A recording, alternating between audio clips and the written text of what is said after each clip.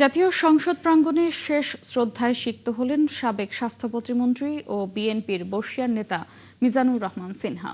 এ সময় স্থানীয় সরকার মন্ত্রী, জাতীয় সংসদের স্পিকার সহ বিএনপির সিনিয়র নেতা ও দীর্ঘদিনের সহকর্মীরা তার বর্ণাঢ্য রাজনৈতিক জীবনের স্মৃতিচারণ করেন।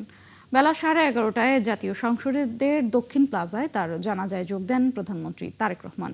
কাল মুন্সিগঞ্জে গ্রামের বাড়িতে সমাহিত হবেন মিজানুর রহমান সিনহা। বিস্তারিত মোহন ইসলামের প্রতিবেদনে। মুন্সিগঞ্জ 2 আসনের সাবেক সংসদ সদস্য ও সাবেক স্বাস্থ্য প্রতিমন্ত্রী মিজানুর রহমান সিনহা 83 বছর বয়সে সিঙ্গাপুরে চিকিৎসাধীন অবস্থায় মারা যান শুক্রবার রাতে। আল্লাহু আকবার। তার মরদেহ দেশে আনার পর রবিবার সকালে জাতীয় সংসদের দক্ষিণ প্লাজায় অনুষ্ঠিত হয় প্রবীণ এই রাজনীতিবিদের জানাজা। এতে যোগ দেন দলের চেয়ারম্যান ও প্রধানমন্ত্রী তারেক রহমান, স্থানীয় সরকার মন্ত্রী মির্জা ফখরুল ইসলাম আলমগীর, স্পিকার হাফিজউদ্দিন আহমেদ সহ বিএনপির সিনিয়র নেতারা।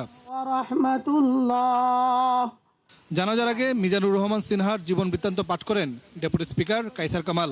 পরে তার বর্ণাঢ্য রাজনৈতিক জীবনের স্মৃতিচারণ করেন দীর্ঘদিনের সহকর্মীরা। জনাব মিজানুর রহমান সিনহা তার ব্যক্তিগত জীবনে অত্যন্ত অমায়িক মানুষ ছিলেন।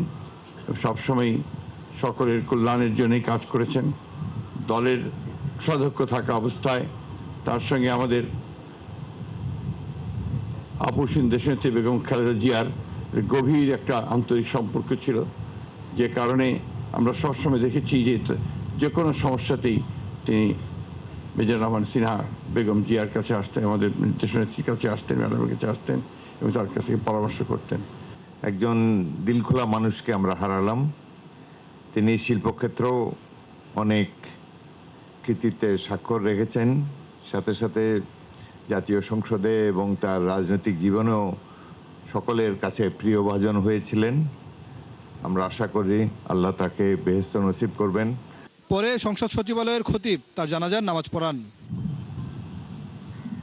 জানাজা শেষে মিজানুর রহমান সিনহার কফিনে পুষ্পস্তবক অর্পণ করে শ্রদ্ধা জানান প্রধানমন্ত্রী তারেক রহমান সহ স্পিকার, স্থানীয় সরকার মন্ত্রী ও চিফ হুইপ।